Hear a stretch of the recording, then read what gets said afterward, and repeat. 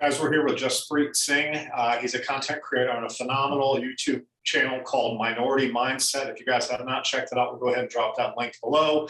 Like-minded folks on his channel as well, guys. We always love having him here on as a guest. So in that same vein, you're seeing and you're predicting a lot of pain. What do you think the biggest problem or biggest obstacle we're going to face in 2023 is going to be? Well, the debt crisis is going to be the biggest thing. It's here, yeah. I mean, we're talking about it's an everything debt crisis, because you have consumers with the highest amount of household debt ever. We have corporations with the highest amount of corporate debt ever, and we have the national debt at the highest levels ever. These are facts. You can Google them. And now we are seeing interest rates rise at the fastest rates ever. So, I mean, just think about that. If you have the most amount of debt ever, while the cost of servicing the debt is growing at the fastest rate ever, that means expenses are going to go up. Well, if expenses go up, that means people have less ability to spend, and not just people, that's people, corporations, and the government. And our economy runs on spending. So if all these entities have less ability to spend when our economy runs on spending, what that tells me is there's going to be a reduction in spending in the future, because all these entities are going to have to spend more to service their debt, less money to spend. And if each one of these entities have less money to spend, well, that causes an economic slowdown. And generally, when you have an economic slowdown, the Federal Reserve Bank can stimulate. They can inflate the economy, they can cut interest rates to inflate the economy, and they can send out stimulus checks.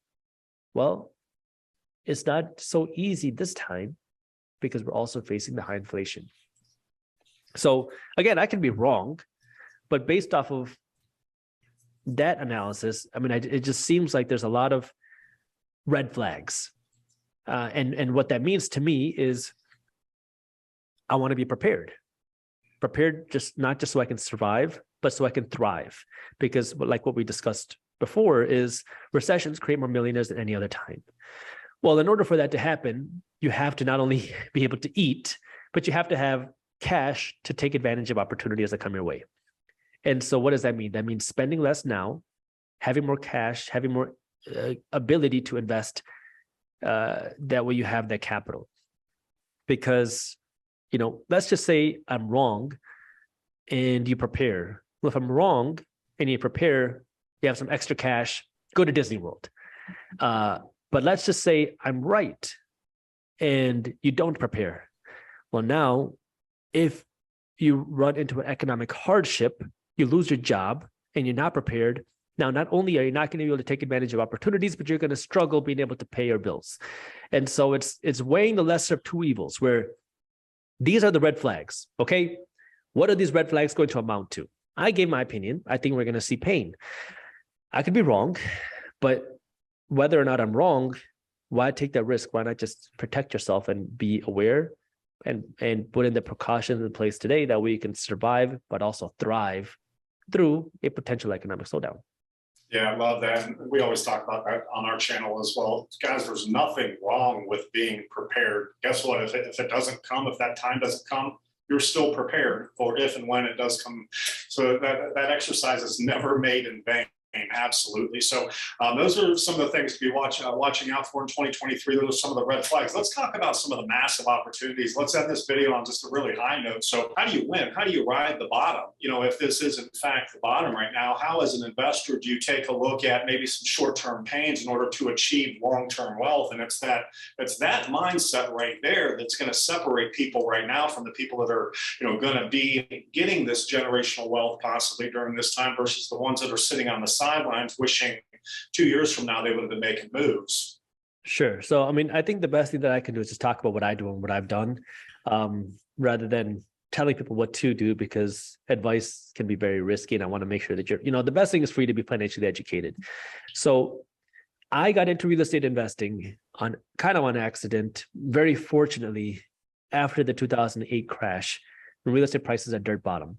And so I was able to buy a lot of real estate at a very discounted price. And I didn't realize that I was getting such great deals Now I can see it, but I was able to buy deals sometimes 90% off, sometimes 92% off of their previous sales price. And now the same real estate that I bought then is still producing cash flow, higher cash flow today than before, and they're worth many multiples now than what they were before. So it's finding the opportunity, meaning assets that are hit hard, because you're going to see two things happen when you see a recession. You see bad assets get hit hard, and then you see good assets get hit because bad assets are getting hit. When the bad assets get hit, they may never recover and they might go into bankruptcy. When the good assets get hit, that creates opportunity because now you can come in and buy a great investment at a discounted price. Now, where are those investments? Well, they can be really anywhere. There's a book by Sam Zell. Oh, what is the name of his book?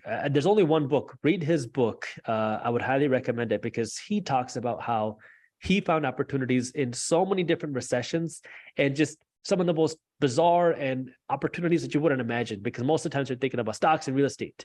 Well, he took that a whole nother step further. He was a real estate investor, but found opportunities in so many different industries. And he talks about how it's just for him looking for wherever the opportunity is.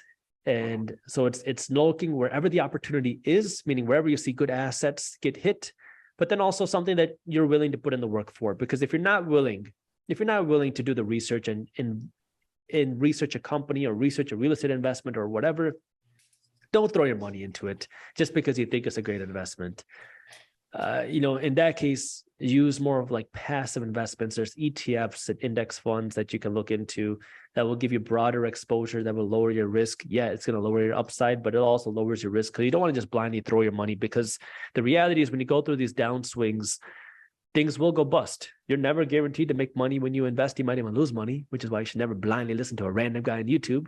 But this is where, it's just being financially educated. And, for me now, I have my passive investments going. I'm less actively investing in stocks and real estate now, not just because of the economy, but because I'm investing way more actively into my own businesses. I see a lot of opportunity there. And, that doesn't mean I won't buy real estate or stocks or whatever.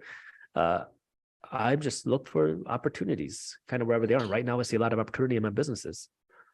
Yeah, I love that. We'd like to reinvest in our businesses as well. I've got multiples, and I'm out there in other investment classes as well, but there's nothing better than dumping the money back into your own business. It's kind of your own baby. So I can certainly that certainly resonates with me. So guys, we are bringing a lot of information. We're bringing who we deem to be experts on the channel. That's why we've got Jaspreet. If you guys are not familiar with this channel, go ahead and check it out. We'll drop the link to Minority Mindset. Jaspreet, thanks for joining us again today. If you've got any parting words, our folks would love to hear it. Well, thank you for having me on. The last thing is, the most important thing is to be educated. Don't just blindly follow what somebody else is doing.